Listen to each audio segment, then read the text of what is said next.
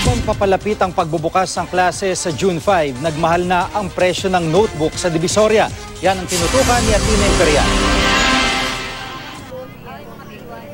Tumaas na ng piso hanggang 2 piso ang presyo ng ilang brand ng notebook sa Divisoria. Aling school supplies yung tumaas ang presyo? Yung sa mga notebook po na composition, writing po, ganun po. Alos lahat po tumaas. Ang mga notebook na ito, 10 piso na ang isa mula 8 hanggang 9 pesos. Ang mga tinahing notebook, dating 8 pesos, ngayon 9 pesos na ang isa.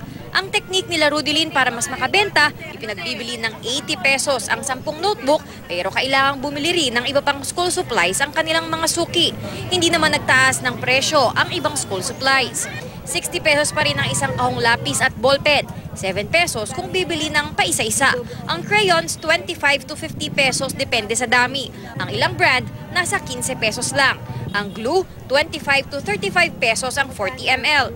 Ang writing pad na pang grade 1 to 4, pati ang 1/2 crosswise at lengthwise, 10 pesos ang isa. Ang long pad, 20 pesos. 30 pesos ang rolyo ng plastic cover. Tumaas man ang bahagya ang presyo ng notebooks, dito pa rin sa Divisoria bumibili ang mga gustong makatipid. Pagkano yung budget mo for school supplies? Mga siguro 300 lang po. Nabibili naman lahat dito sa Divisoria. Kasya yung budget na 300. Opo, kasya po. Maaari pa raw tumaas ang presyo ng school supplies habang papalapit ang pasukan sa Hunyo. Athena Imperial, nakatutok, 24 oras.